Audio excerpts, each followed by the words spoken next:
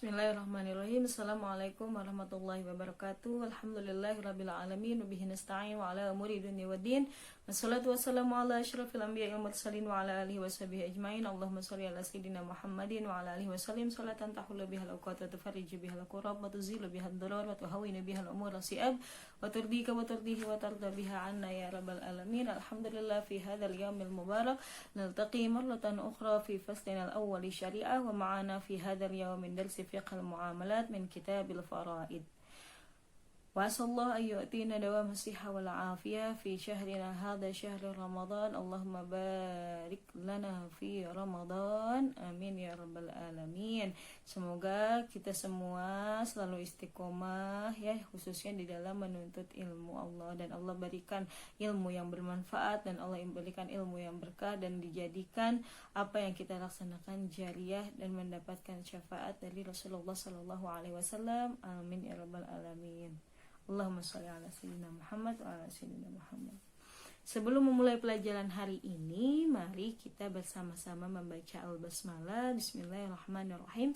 Nawaitu ta'alluma lillahi ta'ala wa li izalatil jahli wa ihya'id-din. Allahumma astur 'aiba syayikhina 'anna wa la tudhib barakata 'ilmihi minna. Fi hadzal yaum sanata'allam amma yata'allaqu bi babil wasiyah ya. Ini adalah bab wasiat yang telah kita pelajari kemarin dari makna dan rukun-rukunnya, yaitu bab wasiat sendiri. Kita kenapa dibahas juga di bagian paling belakang, karena setelah selesai urusan warisan gitu ya, biasanya ada yang sebelum meninggalkan wasiat dan sebagainya, maka dipelajarin juga. Kemarin telah kita bahas apa yang dimaksud dengan wasiyah. Wasiyah tabarru'an bihaqqin mudhafin lima ba'dal mauti walau taqdirun laisa bitadbirin wala ta'aliki atakin. Jadi yang dimaksud dengan wasiyah itu adalah sedekah sunnah dengan suatu hak yang mana disandarkannya itu setelah seseorang meninggal dunia. Ya, haknya itu bisa apa saja, mencakup harta ataupun hak-hak yang lainnya daripada hakul ikhtisos atau hak istimewa. Dan juga dalilnya kemarin di dalam surat An-Nisa ayat 11, mim ba'di wasiyati yusi biha audain. Ya. Kemudian hukumnya telah kita pelajari juga, kadang wasiat itu menjadi wajib, kadang juga makruh atau bahkan haram pada keadaan-keadaan yang menyebabkan kepada kemaksiatan atau kepada sesuatu yang dilarang oleh Allah Subhanahu wa taala, maka wasiat disebutkan hukumnya adalah haram. Kemudian rukun daripada wasiyah ada berapa? Ada 4. Yang pertama ada musin, yang kedua ada musallahu, yang ketiga ada muson bihi, dan yang keempat ada sirah. Musin adalah orang yang memberikan wasiyah. Yang kedua muson lahu adalah orang atau jihah yang diberikan wasiat tersebut. Yang ketiga muson bihi adalah wasiatnya. Ya, yang keempat adalah sirah ijab qabul. Surutul musi thalathatun.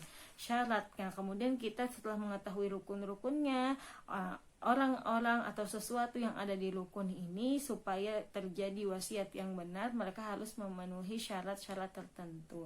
Yang pertama adalah syarat yang harus dipenuhi oleh al-musi atau orang yang memberikan wasiat, itu ada 3. Yang pertama at-taklif, dia sudah akil balik atau sudah menjadi mukallaf, orang yang diberi tanggung jawab. Kemudian yang kedua adalah hurriyah, bebas atau merdeka, bukan hamba sahaya, dan mempunyai al-ikhtiyar, mempunyai kebebasan untuk memilih atau sudah bisa membedakan mana yang baik dan yang benar. Fatasihul wasiyah min kafir walau harbiyan. Di sini dijelaskan bahwa wasiyah juga diperbolehkan jika berasal dari al-kafir, gitu ya. Kemudian yang kedua adalah al-musalahu. Al-musalahu atau orang atau jihah atau instansi atau sesuatu yang akan mendapatkan wasiat tersebut itu harus memenuhi 3 syarat. Yang pertama adamul maksiyah in kana jihah, itu dia tidak akan melakukan kemaksiatan Atau misalkan wasiatnya itu ditujukan kepada yayasan yatim duafa dan sebagainya, nah maka yayasan yatim duafa ini harus amanah dan tidak akan bermaksiat atau berkhianat atau menyelundupkan misalkan wasiat atau harta wasiat yang diberikan kepada yayasan atau jihad tersebut. Kemudian yang kedua, an yakuna ma'luman. Al-musolahu yang akan mendapatkan wasiat ini harus memang benar-benar diketahui. Jangan saya mewasiatkan kepada salah satu ini ya, tapi tidak jelas salah satunya ini siapa dan apa gitu ya. Maka harus diketahui. Misalkan falayasihu li ahadil rajulaini lil jahli bihi. Ya, tidak boleh ini untuk salah satu orang ini. Nah, tapi yang disebutkan siapa maka itu tidak dibolehkan karena jahlun, adanya ketidaktahuan. Kemudian yang ketiga, yakuna ahlan lil milki in kana al wasiyah li muayyan falat tasihul wasiyah li mayyit aw dabatin aw 'abdin adamil ahliyah tamaluk.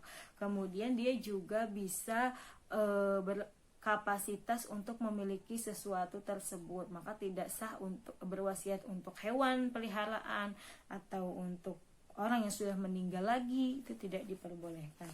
Wa yasihu an yakuna al musallahu kafiran aw qatilan. Kemudian kalau wasiat itu boleh juga diberikan kepada orang kafir atau misalkan yang membunuh daripada orang yang memberikan wasiat tersebut.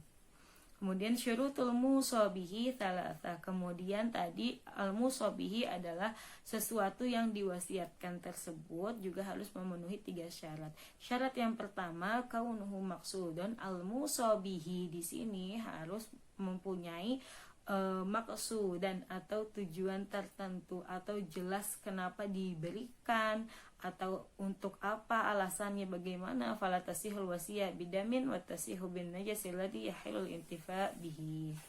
Kemudian yang kedua, kaunuhu qabilan naqli ikhtiyaran.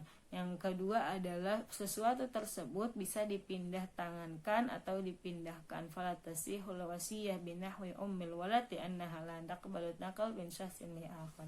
Kemudian yang ketiga, kaunuhu mubahan, merupakan sesuatu yang dibolehkan secara syariat, bukan sesuatu yang diharamkan. Misalkan contohnya saya mewasiatkan 1 gudang homer gitu ya, atau minuman keras ini untuk si fulan, maka itu tidak diperbolehkan karena al-musabihinya di sini bukan sesuatu yang mubah. Contoh daripada wasiyah sendiri adalah ausaitu li amrin bimi'ati dinar ausaitu lil fuqara bihadhil ardi. Saya mewasiatkan 100 dinar ini kepada Amr, maka nanti diberikan setelah kematiannya. Atau misalkan saya mewasiatkan tanah ini untuk fakir miskin. Nah, itu contoh daripada gambaran wasiyah. Wasighatuha tashtamilu 'alal ijabi wal qabul. Kemudian sighah itu terdiri daripada ijab dan qabul. Ijabnya itu ada juga yang sharih atau kinayah. Sharih itu secara terang-terangan, kinayah atau dengan sindiran-sindiran yang tujuannya kepada ijab. Kemudian yang sharih, ausaitu li fulanin bikadza, atau misalkan atu li fulanin bikadza, ba'damu saya akan memberikan ini setelah saya meninggal kepada orang tersebut ya. Nah, itu maka sharih. Kemudian yang kedua adalah kinayah ma'niyah, atau kaqaulihi huwa lahu min mali. Misalkan ini punya dia nih gitu. Ini harta saya bakal jadi punya dia. Nah, itu maksudnya adalah wasiyah tetapi secara kinayah. Itu ya bisa difahami. Kemudian itu tadi salah satu daripada ijab. Kemudian qabulnya atau penerimaannya kapan? Yakunu ba'da mautil musi walau bitarikh in kana al-musalahu muayyanan. Jadi al-qabulnya setelah si al-musi di sini wafat atau meninggal dunia. Waruju anil wasiyah, kemudian misalkan semasa hidup dia sudah menuliskan surat wasiat dan sebagainya, tapi boleh tidak ditarik kembali atau dibatalkan surat wasiat tersebut oleh al-musi.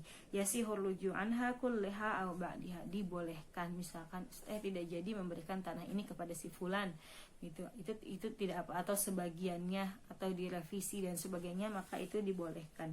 Wa yasulu ar-ruju bil qaul wa bil bai' war rahan ka an yaqul abtaltul wasiyah, ya jadi jika memang saya membatalkan wasiat ini, saya membatalkan, itu dibolehkan. Ya, bisa juga dengan qaul atau juga dengan fi'al gitu. Kemudian ma'khadul wasiyah tu'khadu min thuluthi malil musi wal afdal an yanqusa minhu syai'an. Nah, kemudian wasiat ini atau harta yang diwasiatkan ini diambilnya dari mana? Kan sedangkan dibagikannya adalah setelah orang tersebut meninggal dunia. Dan lebih afdol lagi ketika surat wasiat tersebut tidak melebihi daripada 1/3 harta kekayaannya. Wasyartu thuluth an yakuna fadilan an dainil musi. Dan 1/3-nya ini merupakan bukan termasuk juga untuk hutangnya. Ya, jadi setelah membayar hutang, kalau ada sisa 1/3 maka diperbolehkan untuk wasiat. Ya, kalau misalkan ternyata orang yang mewasiatkan di sini melebihi 1/3, maka sebenarnya hukumnya adalah makruh alal mu'tamad, dimakruhkan. Wa idza zadatil wasiyah ala thulus waqifa zaid ala ijazatil warasah. Tetapi kalau misalkan ternyata wasiat kita lebih daripada 1/3, maka dikembalikan kepada keputusan ahli warisnya. Syartul warisil mujiz itulah kutasarruf aibaligan akilan ghairu mahjurin alaihi. Tetapi ahli waris yang dapat memberikan keputusan, dia juga orangnya harus akil balik, ya, dan tidak mahjur. Fa in kana ba'duhum ghairu mutlaqit tasarruf fa tuqaliyatu bil bulugh abil ifaqa abil usdu wa khifa al mal. Wa waqtul ijazah, nah waktu mengambil keputusan bagi ahli waris untuk misalkan sebelum meninggal itu dia mewasiatkan lebih daripada 1/3, maka bolehkah ahli warisnya mengambil keputusan jangan 1/3? Itu tidak diperbolehkan waktu itu, tetapi boleh untuk mengambil ijazahnya atau keputusannya setelah meninggalnya ahli waris tersebut, gitu ya. Fa in lam yujizu batalatil wasiyah fi zaid. Nah, ketika ahli warisnya tidak mengizinkan setelah meninggalnya tersebut, ketika mereka tidak mengizinkan, maka batallah wasiat tersebut.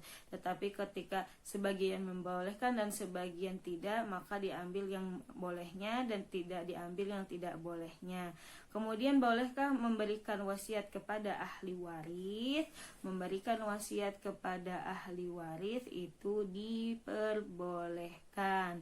Wa hukmuha hukmul wasiyah biziyadah ala thulus fatatawaqqafu ala ijazati baqiyatil warasah.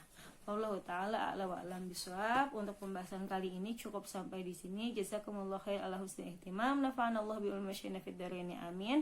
Semoga apa yang dipelajari oleh kita semua di bab faraid ini bermanfaat, khususnya untuk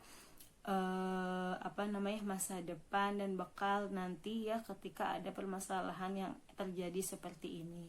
Semoga Allah menerima apa yang kita pelajari dan Allah berkahi, dan semoga dijadikan ilmu yang bermanfaat. Dan jangan lupa untuk mengumpulkan catatannya pada hari ini. Nafa'anallahu bil masyayikh fid dharain, amin. Mohon maaf atas segala kesalahan. Wassalamualaikum warahmatullahi wabarakatuh.